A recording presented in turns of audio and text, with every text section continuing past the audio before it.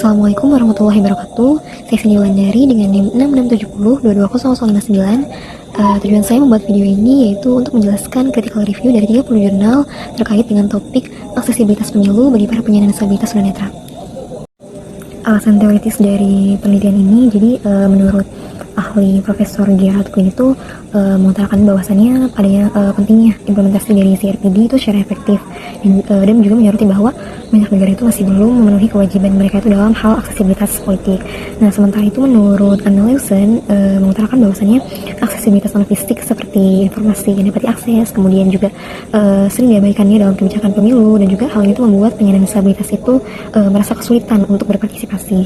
Nah, sementara itu menurut Michael Stein berpendapat bahwasannya stigma sosial terhadap penyandang disabilitas itu harus segera diatasi melalui program pendidikan yang berkelanjutan untuk mengubah persepsi masyarakat. Nah, kemudian menurut Lisa Weddington, dia itu menjelaskan bahwa kebijakan yang mengabaikan perbedaan antara berbagai jenis disabilitas itu cenderung tidak efektif, dan juga perlu adanya penyesuaian untuk memenuhi kebutuhan spesifik dari masing-masing kelompok disabilitas. Nah, sementara itu menurut Janet Lord itu mengadvokasi pentingnya keterlibatan penyandang disabilitas itu dalam pembuatan kebijakan. Nah, dengan menyatakan bahwa mereka adalah ahli dalam pengalaman mereka sendiri dan juga dapat memberikan wawasan berharga. Nah, selain itu menurut Elizabeth, beliau menekankan bahwasannya perlunya lebih banyak penelitian empiris untuk memahami hambatan yang dihadapi oleh penyandang disabilitas untuk mengukur dampak kebijakan yang ada supaya bisa dirumuskan rekomendasi yang tepat. Nah, namun ada beberapa ahli yang skeptis atau tidak setuju gitu dengan isu-isu terkait dengan penyandang disabilitas dan juga aksesibilitas pemilu. Nah, jadi menurut John Doe itu berargumen bahwasannya banyak negara yang sedang berkembang tapi punya keterbatasan sumber daya yang membuatnya sulit untuk mengimplementasikan kebijakan aksesibilitas secara menyeluruh. Nah, kemudian juga menurut Sarah Smith, dia mengkritik bahwasannya kebijakan yang ada itu seringkali tidak efektif dan juga tidak menghasilkan perubahan yang signifikan. Nah, kemudian menurut Richard Brown menjelaskan bahwasannya perubahan dalam persepsi masyarakat terhadap penyandang disabilitas sendiri itu tidak bisa dipaksakan melalui kebijakan, melainkan harus terjadi secara bertahap melalui interaksi sosial dan juga. Kemudian ada menurut Helen White yang menjelaskan bahwasannya fokus yang berlebihan terhadap hak-hak politik disabilitas itu bisa mengalihkan perhatian dari isu sosial dan juga ekonomi yang mempengaruhi kualitas hidup mereka. Nah, kemudian juga ada menurut Michael Green yang menjelaskan bahwasannya tantangan praktis dalam implementasi aksesibilitas di berbagai lokasi pemungutan suara dan juga infrastruktur, di mana beliau menjelaskan bahwasannya meskipun kebijakan itu baik di atas kertas, tapi tantangan di lapangan itu seringkali sulit untuk diterapkan secara efektif. Jadi bisa disimpulkan bahwasannya meskipun ada kesadaran yang meningkat mengenai hak-hak penyandang disabilitas, tapi masih adanya tantangan dan juga hambatan yang perlu diatasi. Disable in Election ini merujuk kepada upaya yang dilakukan untuk memahami dan juga menghadapi hambatan struktural dan hambatan sosial yang menjadi penghalang bagi para penyandang disabilitas. Nah, dari sudut pandang medis, disabilitas ini dipandang sebagai kekurangan atau cacat individu yang harus ditangani melalui intervensi medis atau rehabilitasi. Nah, sementara itu dari sudut pandang sosial menekankan kepada kendala utama yang dihadapi oleh penyandang disabilitas bisa berasal dari lingkungan fisik, sistem sosial, dan juga kebijakan yang tidak inklusif. Nah, dengan demikian, Disable in Election ini dilihat sebagai isu ketidakmampuan sistem dalam menyediakan akses yang setara bagi para penyandang disabilitas. Nah, contohnya tuh kayak minimnya infrastruktur, kayak tempat pemungutan suara yang tidak ramah disabilitas, terus juga kurangnya fasilitas akses kayak kertas berformat braille, terus juga rendahnya pengetahuan dan keterampilan petugas di TPS sendiri yang dimana kurang dalam melayani para pemilih penyandang disabilitas sendiri. Nah, disabilitas dalam konteks pemilu sendiri menggambarkan bahwasannya meskipun banyak negara telah menggunakan prinsip-prinsip demokrasi dan juga menjamin hak bagi setiap warga negaranya, namun pada realitasnya sendiri itu masih belum bisa dikatakan inklusif. Mengapa? Karena kebijakan yang inklusif untuk penyandang disabilitas sendiri itu masih belum memadai. Nah, hal ini tuh perlu digarisbawahi bahwasannya adanya perbedaan antara peraturan dan juga penyelenggaraannya, yang dimana peraturan yang berlaku itu seringkali bersifat normatif yang tidak didasari dengan pedoman dan juga regulasi yang spesifik gitu. Namun sehingga prosedur pemilu dan fasilitas yang disediakan oleh petugas pemilu sendiri tidak memenuhi kebutuhan para penyandang disabilitas. Nah, kemudian kritik-kritik lainnya juga bermunculan ketika para penyandang disabilitas ini minim dalam berkontribusi pembuatan kebijakan yang dimana sehingga kebijakan yang dihasilkan itu tidak berdasarkan pada kebutuhan para penyandang disabilitas. Nah, permasalahan ini dipengaruhi oleh adanya diskriminasi dan juga stigma yang masih berkembang di masyarakat. Nah, hal ini juga menyebabkan penyelenggara pemilu itu menilai bahwa penyandang disabilitas ini sebagai kelompok yang membutuhkan bantuan gitu, dibandingkan sebagai subjek politik yang memang berhak mendapatkan akses terhadap proses penyelenggaraan pemilu itu sendiri.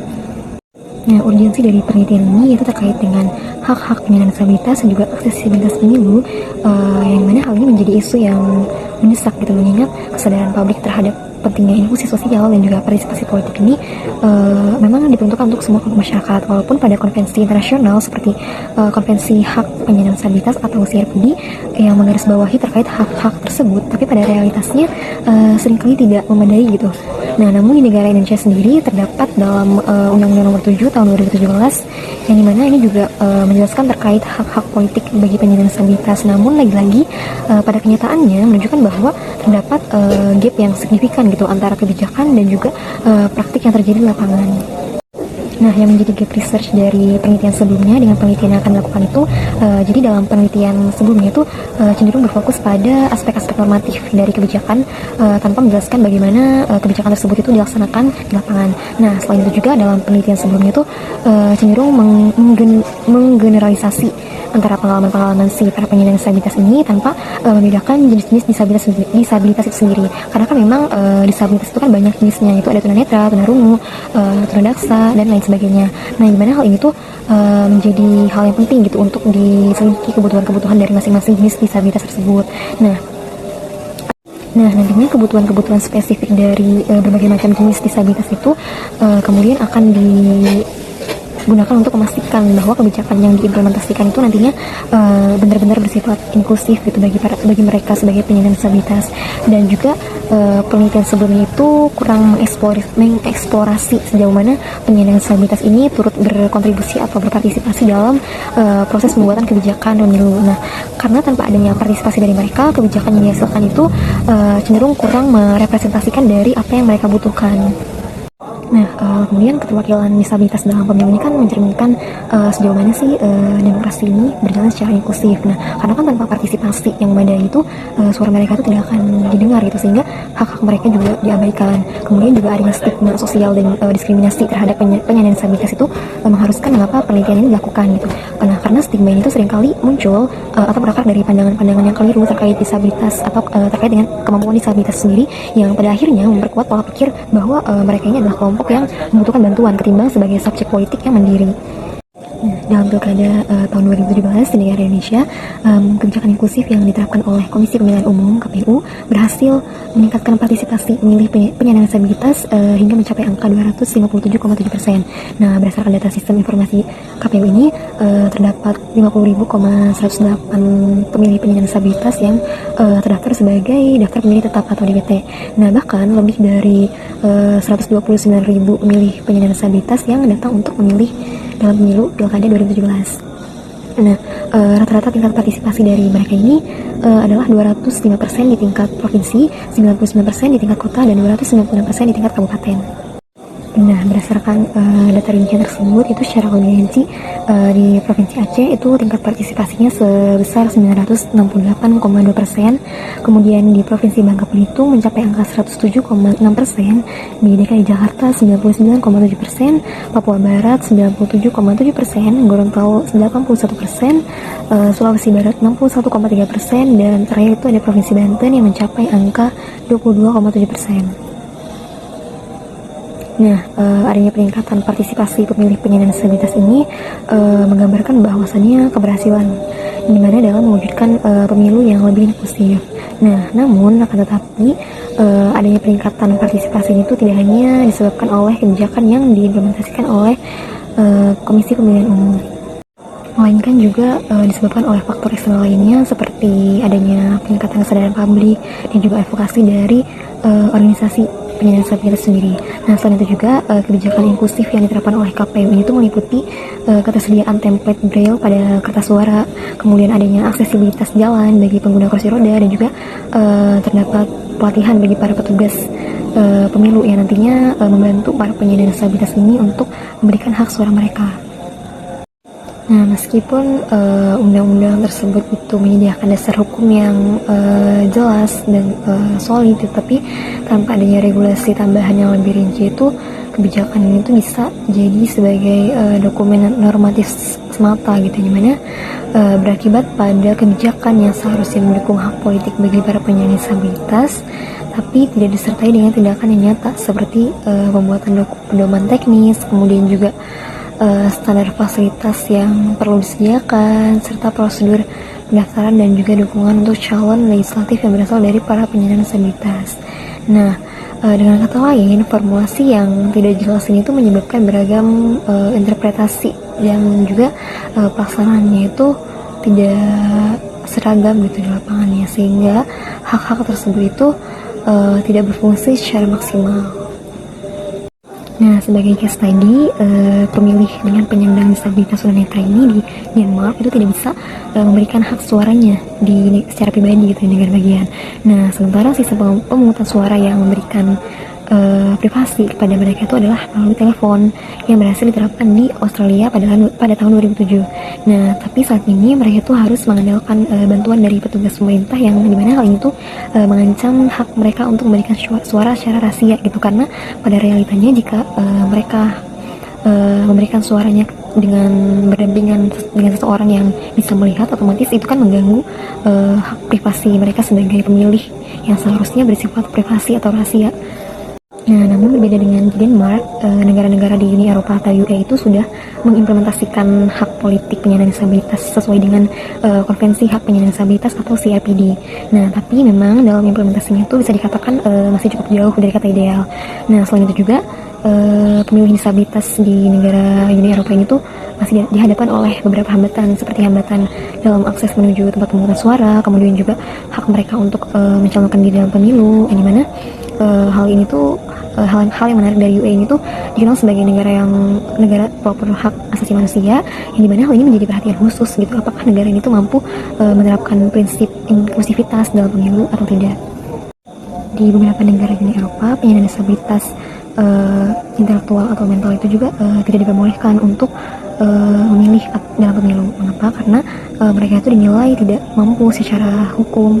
Tapi hal ini tuh sangat bertolak belakang dengan CRPD yang menekankan bahwasannya semua orang itu berhak untuk berpartisipasi dalam pemilu tanpa adanya diskriminasi. Nah, kemudian justice election atau pemilihan yang adil itu harus didasarkan pada prinsip-prinsip dasar yang memastikan kesetaraan, kebebasan, transparansi, dan juga akses untuk semua warga negara. Nah, hak suara yang setara ini menjadi unsur yang vital atau unsur yang penting yang menjamin bahwasannya setiap orang itu terlepas dari latar belakang mereka itu apa, baik dari latar belakang sosial, ekonomi, dan jenis kelamin atau kondisi fisik mereka itu apa, mereka itu sama-sama memiliki hak yang sebanding gitu untuk terlibat dalam pemilihan umum. Nah, namun dalam praktiknya kesetaraan ini tuh sering terhambat oleh kebijakan-kebijakan yang sifatnya diskriminatif, seperti adanya ketentuan administrasi yang ketat, terus juga ketidakmerataan akses terhadap informasi dan manipulasi politik. Berdasarkan dari sudut pandang keadilan, justice election atau pemilu yang adil itu menurut John Rawls dalam Theory of Justice menjelaskan bahwasannya suatu masyarakat yang adil itu wajib memastikan bahwa lembaga-lembaganya itu diatur sedemikian rupa sehingga dapat memberikan manfaat bagi mereka-mereka yang paling tidak beruntung. Nah, dalam hal ini tuh penyandang disabilitas tunanetra itu dipandang sebagai kelompok yang berada dalam situasi rentan, yang dimana membutuhkan perhatian khusus agar mereka itu dapat menikmati hak-hak mereka secara penuh. Nah, selain itu juga dalam teori inklusi sosial memandang bahwasannya keterlibatan penuh dan juga efektif dari setiap individu dalam masyarakat itu termasuk mereka yang memiliki disabilitas. Nah, yang dimaksud inklusi sosial dalam hal ini tuh bukan hanya mencakup partisipasi fisik di dalam kegiatan, tapi juga meliputi partisipasi aktif dan pengakuan atas kontribusi dari individu tersebut. Di mana dalam konteks pemilihan umum itu sendiri, hal ini tuh artinya menjamin bahwa penyandang disabilitas itu seperti tunanetra itu dapat ikut serta atau berpartisipasi secara mandiri dan juga rahasia dalam proses pemungutan suara. Nah, kemudian dalam case study lainnya yang terjadi di negara Afrika itu sudah meratifikasi konvensi nasional, di mana hal ini tuh menjamin adanya hak-hak politik bagi para penyandang disabilitas. Tapi lagi-lagi dalam penerapannya itu masih sangat bervariasi karena masih adanya hambatan-hambatan yang harus dihadapi gitu dalam penerapan pemilu sendiri, khususnya yang dirasakan oleh penyandang disabilitas. Nah, hambatan yang dimaksud itu adalah kurangnya pendidikan dan juga sumber daya finansial bagi pemilih disabilitas. Nah, selain itu juga hambatan lainnya itu ada stigma sosial, di mana stigma ini tuh menjadi penghambat dalam partisipasi politik mereka. Nah, sementara itu yang terjadi di Kanada itu terdapat hak dan kebebasan yang di dalamnya itu menjamin hak memilih bagi semua warga negara tanpa adanya terkecuali. Nah, salah satu provinsi yang ada di Kanada itu yaitu provinsi Ontario, yang dimana provinsi Ontario ini sebagai salah satu provinsi yang menerapkan kebijakan pemilu inklusif. Namun hal ini tuh tidak menjadi landasan bahwasanya penyandang disabilitas itu dapat menerima dukungan atau support yang cukup. Nah, negara ini tuh sebenarnya sudah terdapat ketentuan-ketentuan terkait dengan aksesibilitas pemilu, seperti adanya bantuan dalam pengisian surat suara. Nah, namun hal tersebut itu tidak cukup untuk mengakomodasi kebutuhan dari penyandang disabilitas sendiri.